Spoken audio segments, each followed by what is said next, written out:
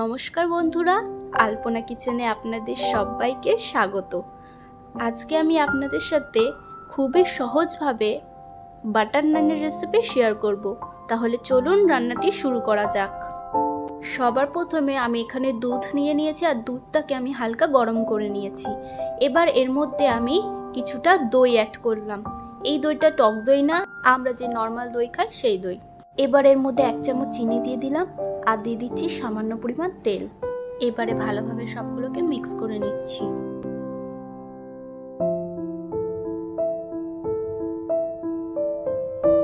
এবারে আমি ময়দাটা মেখে নেব।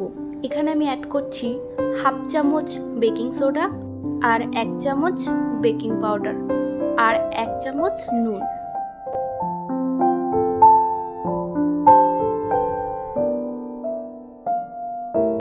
এবার আমি ময়দাটাকে মেখে নেব। আমি এখানে জল ব্যবহার করব না, অল্প অল্প দুধ অ্যাড করে ময়দাটা মেখে নেব।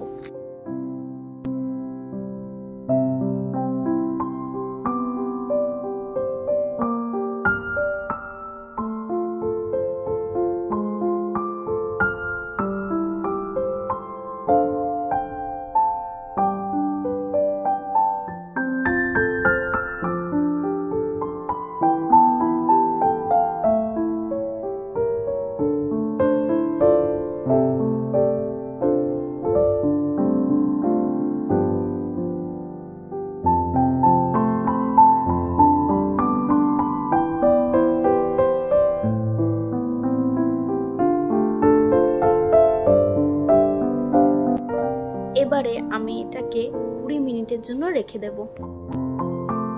এবারে আমি একটা একটা করে নান বেলে নেব।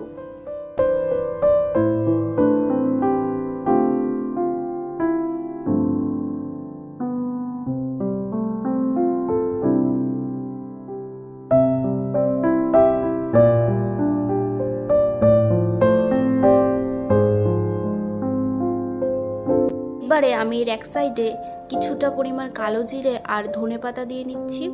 এবার এটাকে আমি উপর থেকে একবার বেলে নেব।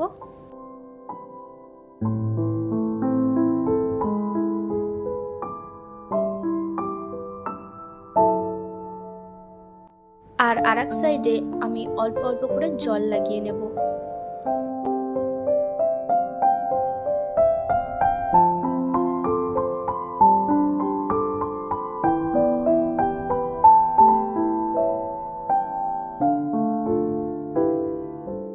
এবার আমি একটা তাওয়ার মধ্যে নানটা তৈরি করে নেব।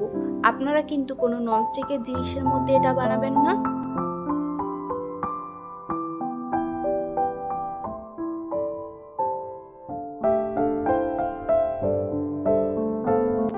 দেখুন এটা কি সুন্দর আস্তে আস্তে ফুলছে।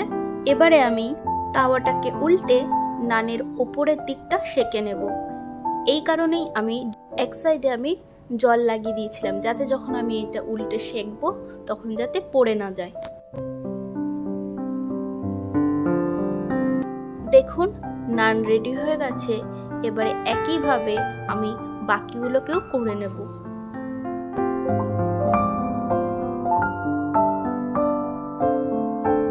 এবারে সবকটা নানের ওপরে আমি বাটার লাগিয়ে নেব। যারা বাটারটা পছন্দ করেন না তারা বাটারটা স্কিপ করতে পারেন।